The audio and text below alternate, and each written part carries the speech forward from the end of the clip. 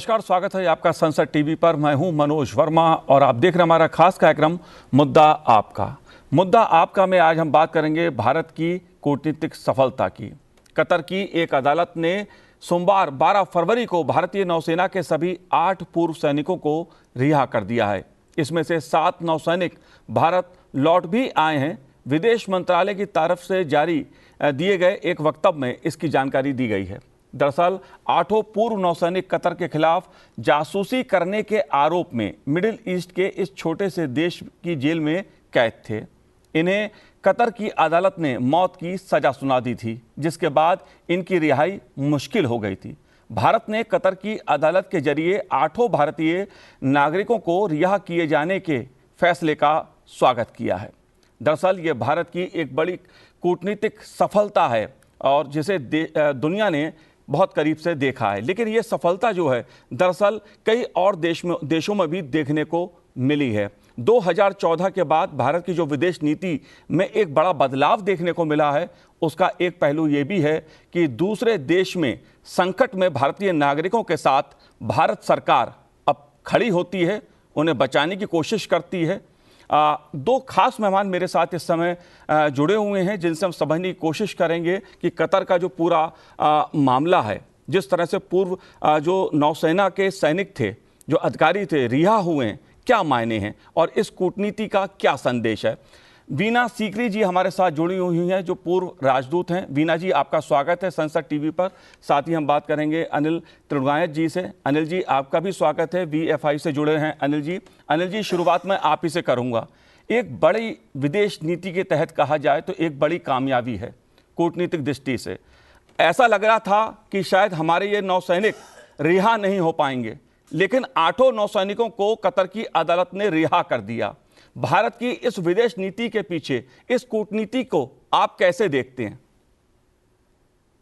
देखिए मनोज जी, जहां तक इसमें कोई शक नहीं है कि ये भारत की एक कूटनीतिक और जो हमारी सिविलाइजेशनल रिलेशनशिप पार्टनरशिप जो इस रीजन के साथ में है, उसकी एक जीत है।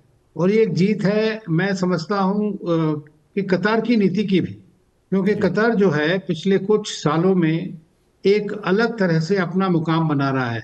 एक देश ऐसा जो दुनिया में एक प्रॉब्लम सॉल्वर के रूप में देखा जा रहा है। जी। तो जब हमारे उनके साथ रिश्ते इतने अच्छे हैं और प्रधानमंत्री मोदी और शेख तमीम के जो खास रिश्ते हैं, और जो हमारी रिलेशनशिप इकोनॉमिक कहिए, एनर्जी सिक्योरिटी से कहिए, डायस्पोरा रिलेटेड कहिए, वो सब इतनी स्ट्रांग है, तो ये एक इरिटेंट था रिलेशनशिप के बीच में।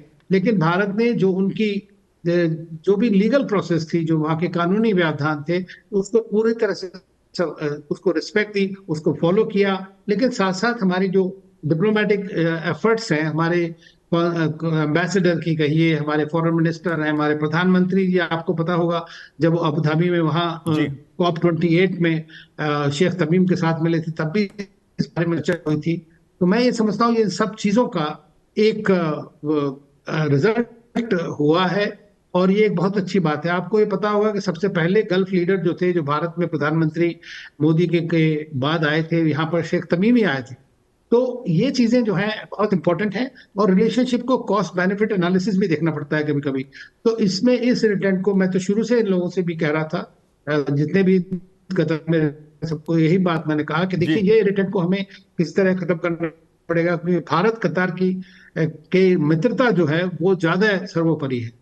जी बिल्कुल अनिल जी, और भी जो विदेश नीति के पहलू रहे हैं उनको भी मैं समझने की आपसे कोशिश करूंगा। लेकिन वीना जी, मैं आपसे भी समझना चाहूँगा इस मुद्दे को, क्योंकि ऐसा लगता था कि हमारे जो पूर्व नौसेना के अधिकारी हैं वो रिहा होकर आ भी पाएंगे या नहीं आ पाएंगे। जिस तरह से कतर की अदालत ने फैसला सुना दिया था, एक कथित जासूसी का आरोप लगाकर उनको कैद में डाल दिया था, लेकिन हमने देखा सफलता मिली और 8 जो भारत के नौसैनिक अधिकारी हैं, जो कर्मी हैं, उनको रिहा कर दिया गया।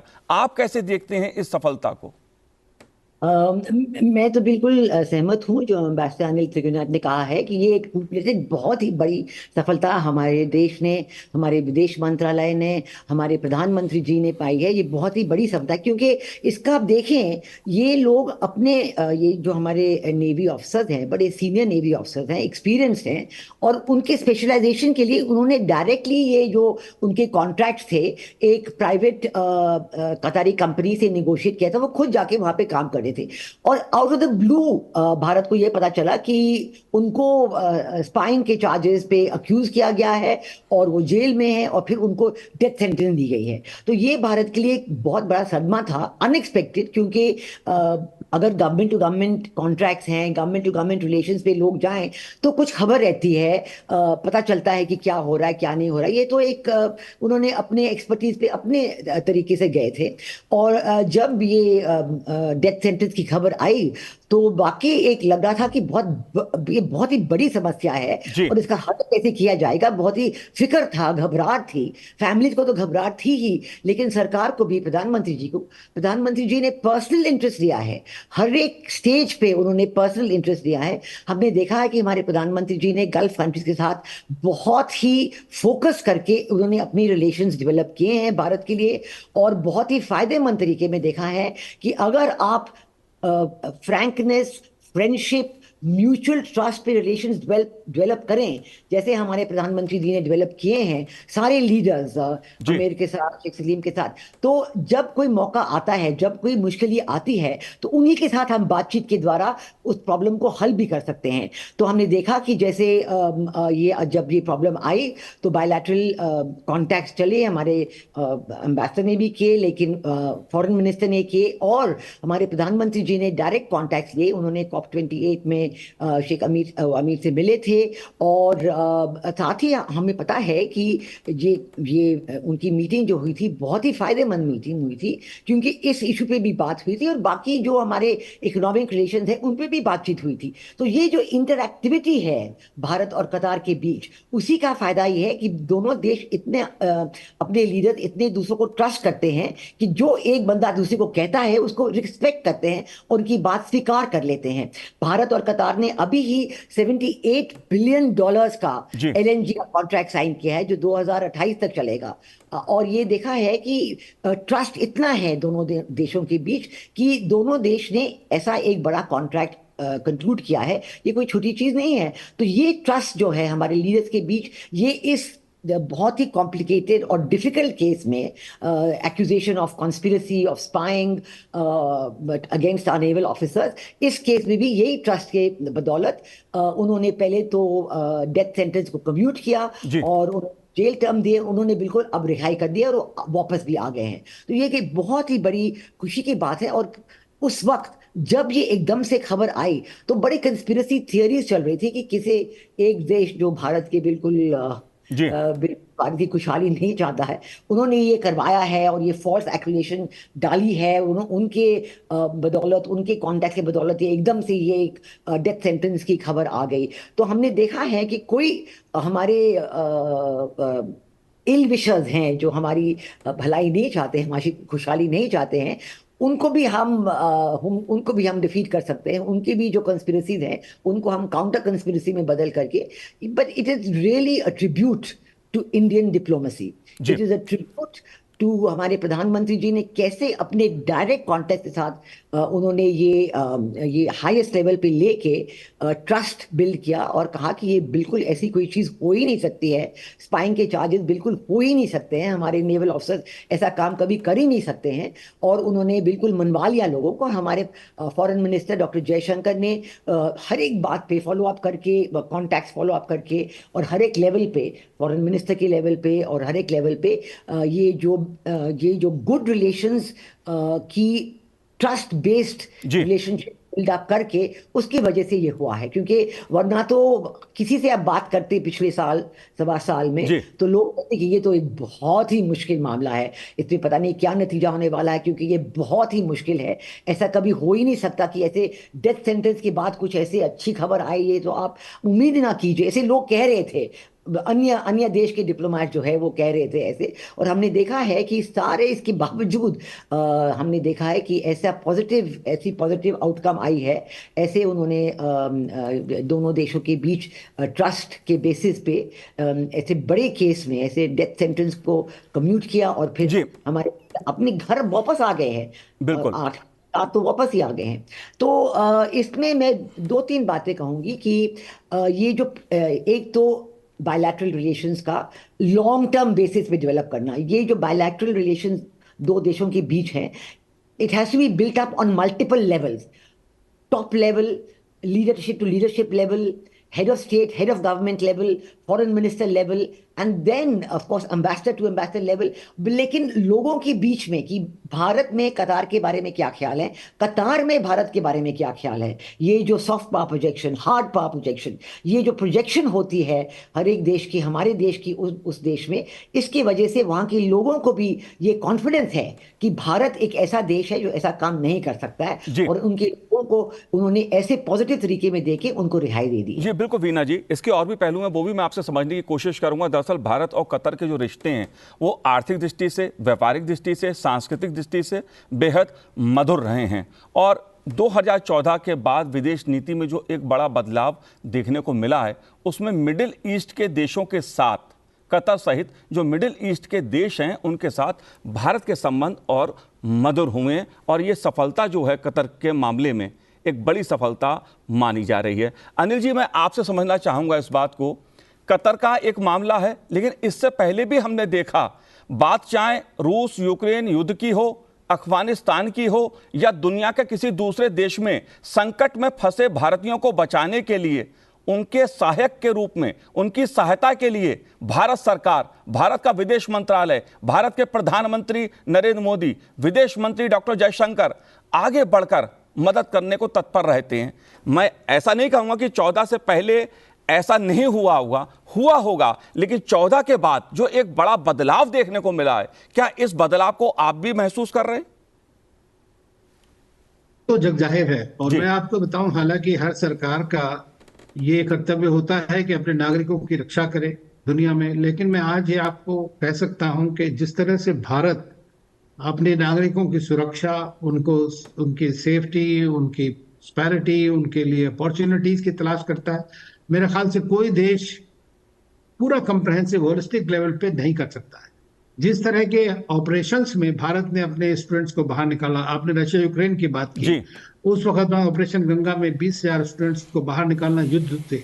हम खुद लिबिया में थे, वहां से निकालना लोगों को, लेबनान से निकाला, इराक से पहले निकाला, यमन से निकाला, देखिए आप 40-48 देशों के लोगों को निकाला। तो भारत में ये एक दो फर्स्ट रिस्पॉन्डर के रूप में भारत निकला है, चाहे वो अपनी डायस्पोरा के लिए हो या अपने नेबरहुड के लोगों के लिए या दूसरे देशों के लिए आपत्ति का समय हो, उसमें भारत सबसे आगे बढ़ के कर रहा है।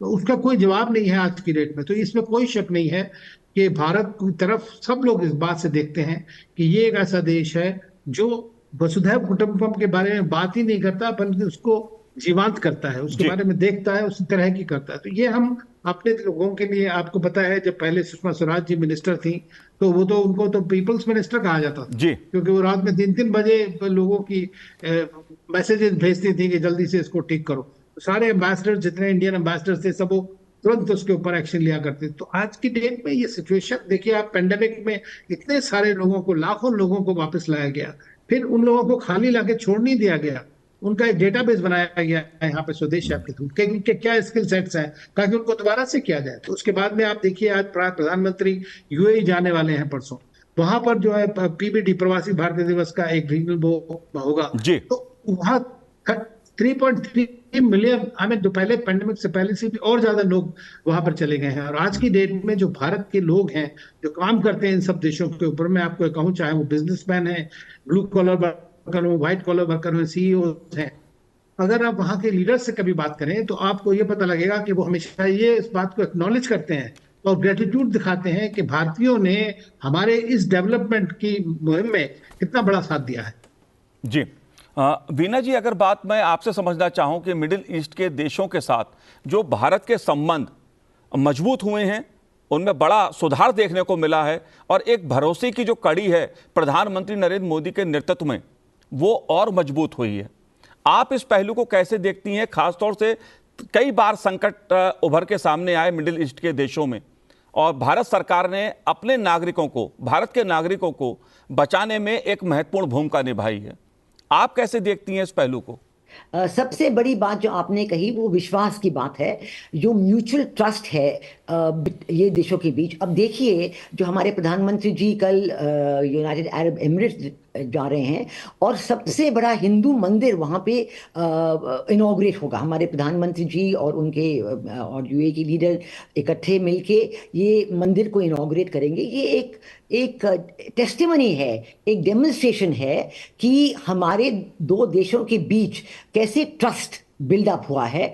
और जो कहा जाता था कि नहीं, ये तो बिल्कुल, ये देश जो हैं सिर्फ पाकिस्तान की बात मानते हैं और भारत की बात बिल्कुल देखते ही नहीं है, तो ये तो बिल्कुल हमारे भारत के लिए बहुत मुश्किल है। हालांकि हमारे लाखों और लाखों तादाद में लोग वहाँ पे रहते हैं, काम करते हैं, अच्छे सिटीजन हैं और बिल्कुल रिस्पेक्टेड हैं और बिल्कुल सॉट आफ्टर हैं, लेकिन फिर भी सरकारी तौर पे ये ऐसे रिश्ते नहीं बने थे। लेकिन अब जो देखिए, मैं आपको बताऊंगी, जैसे आपने कहा 2014 के बाद ये जो दो चीज़ें हुई हैं कि एक top level bilateral leadership level पे जो रिश्ते बने हैं, म्यूचुअल ट्रस्ट जो बना है, समझौता बना है कि देखिए, हम आपको बताएंगे हमारे देश में कैसा सिस्टम है, हमारी सेक्युलरिज्म ऐसे है, हमारे देश में सब लोग रहते हैं और मिलजुल के रहते हैं। हम सब लोगों को, जो भी भारतीय सिटीजन हैं, उनको सपोर्ट करते हैं, उनकी हेल्प करते हैं, उनको हर एक चीज़ में मदद करते हैं। और उन्होंने हमें समझाया कि जो भारत मूल के लोग वहाँ पे रहते हैं, उनके काम कैसे होते हैं और उनकी भी रिस्पेक्ट की जाती है। और बहुत सारे वहाँ पे कंपनीज हैं जो भारतीय मूल के लोगों को चाहते हैं और चाहते हैं कि बहुत वो इंटेलिजेंट हैं, सिंसियर हैं, अच्छा काम करते हैं। तो ये करते करते इन सालों में हमने देखा है कि जो ट्रस्ट और अंडरस्टैंडिंग डेवलप हुआ है लीडरशिप लेवल पे, ये सारे लेवल्स पे पर्कुलेट हुआ है। और हर लेवल पे, फॉरेन मिनिस्टर के लेवल पे और जो हमारे कल्चरल सेंटर्स वहाँ पे हैं, उनमें वहाँ के लोग आते हैं, उनको भारतीय संस्कृति के बारे में बताया जाता है और उनको भी पता चलता है, ये एहसास होता है कि वाकई हम भारत जाके वहाँ पे हमारा बड़ा फायदा होगा। अब देखिए, कोविड के जरिए, कोविड के टाइम जो वंदे भारत एक्सप्रेस हुआ था, वंदे भारत प्रोग्राम शुरू हुआ था और हजारों की तादाद में, लाखों की तादाद में लोग वापस आए। वो उधर फंसे हुए थे, कोई स्टूडेंट्स थे, कोई अन्य थे, कोई बीमार थे, सब वापस आए क्योंकि हमारी सरकार ने ऐसे ऑर्गेनाइजेशन किया कि वो वंदे भारत के फ्लाइट्स जाके लोगों को वापस ला रहे थे। और हमारे रिश्ते ऐसे सुदृढ़ थे कि अन्य देशों में लोग हमारे सरकार को सहायता करने के लिए तैयार हो गए, सारी फैसिलिटीज दिए, एयरक्राफ्ट लैंड हुए, लोग वापस आए। तो ये एक बड़ी बात है। और इससे मैं एक चाहूंगी, एक बहुत बड़ी बात मैं कहना चाहूंगी कि सबसे बड़ी फर्क जो मैं देखती हूँ ये है कि जो भारतीय मूल के लोग हैं, जो बाहर रहते हैं, उनका विश्वास बन गया है भारत की सरकार में। जी, देखते हैं कि जब भी हमारे प्रधानमंत्री बाहर जाते हैं और जो भारतीय मूल के लोग आते हैं उन्हें रिसीव करने एयरपोर्ट पे या मीटिंग में मिलते हैं या होटल में मिलते हैं, मोदी मोदी के नारे लगे जाते हैं क्योंकि उनका विश्वास है कि जो प्रधानमंत्री मोदी है, उनकी सरकार है, वो हमारे लिए काम करेगी। पहले भी हमारे प्रधानमंत्री जाते थे लेकिन ऐसे तादाद में लोग नहीं आते थे और ऐसे उनके नारे नहीं लगते थे। तो ये जो है, क्योंकि पहले जो है ये सोचा जा रहा था, खास करके मैं कहूंगी प्राइम मिनिस्टर नेहरू के वक्त से भी यही सोचा जा रहा था कि जो भारतीय मूल के लोग हैं, जो बाहर गए हैं, वो अब उन देश के नागरिक बन गए हैं और उन्हें ये नहीं सोचना चाहिए कि भारत उनके लिए कुछ कर सकता है। तो भारत का जो रोल उनके लिए कुछ फायदेमंद रोल, उनके लिए पॉजिटिव फीलिंग कि ये हमारे नागरिक हैं, ये वहाँ जाके बस गए हैं, कोई इकोनॉमिक्स वजह के लिए गए होंगे या पढ़ाई के लिए गए होंगे, ये जो ट्रस्ट की फीलिंग थी वो नहीं थी।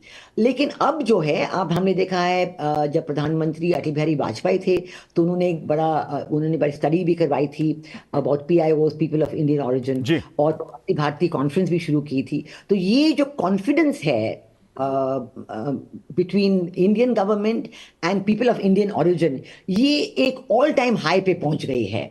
और जो भारतीय मूल के लोग हैं उनको ये विश्वास है कि भारतीय सरकार उनकी मदद करेगी। दूसरी बात, ये जो भारतीय मूल के लोग हैं वो अब अपने अपने देशों में जहां वो नागरिक हैं, उन्होंने इन देशों में बड़ी ऊंची स्तर पाई है और हर एक सेक्टर में जहां भी वो काम करते हैं, एकेडमिक हो जी और इंडिविजुअल कंपनीज हो, उन्होंने बड़े बड़े पोजीशंस पाए हैं। और उनकी जो रेपुटेशन है कि वो सिंसियर वर्कर्स हैं, वो उनकी जानकारी है, उनका टैलेंट है, आईटी में उनका खास टैलेंट है, अन्य डॉक्टर्स, मेडिकल फैसिलिटीज, तो सब वहाँ के लोग उनको ट्रस्ट करते हैं। और जब ये लोग हमारी सरकार को ट्रस्ट करते हैं, तो ये लोग, ये जो भारतीय मूल के लोग हैं, जो भारतीय मूल के लोग हैं, वो एक bridge of friendship and trust बन गए हैं।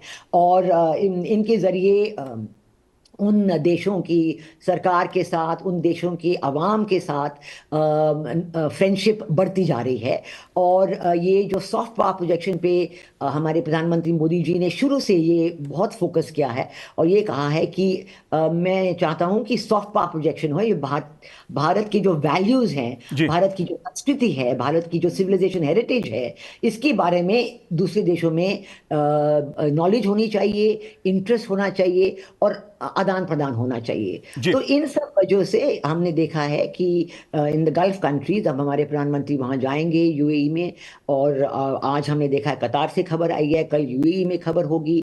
तो गल्फ की जो नेशंस हैं, सबसे बड़ा चेंज इनमें है, क्योंकि पहले इन देशों के रिश्ते भारत के साथ ठीक थे, भारतीय मूल के जी लोग वहां जा रहे थे, खूब तादाद में जा रहे थे, लेकिन ऐसे लेवल पे बिल्कुल नहीं थे। जी बिल्कुल बिल्कुल वीना जी, आपने मैं हालांकि विदेश नीति को लेकर बहुत तुलना करना ठीक नहीं रहता है, क्योंकि विदेश नीति के मामले में यह माना जाता है कि भारत की विदेश नीति चाहे सरकार किसी की रही हो, लगभग एक दिशा में चली है। लेकिन कुछ मामलों में बड़ा बदलाव, आपने पंडित जवाहरलाल नेहरू की बात कही, देश के पहले प्रधानमंत्री, और बात अब मौजूदा प्रधानमंत्री भारत के नरेंद्र मोदी। एक विदेश नीति में बड़ा बदलाव तो अनिल जी देखने को मिलता है। मैंने पहले भी कहा, मैं ऐसा नहीं कहूंगा कि पहले की सरकारों ने चिंता नहीं की होगी, लेकिन 14 के बाद एक बड़ा बदलाव, भारत को लेकर दुनिया में भरोसा बढ़ा है।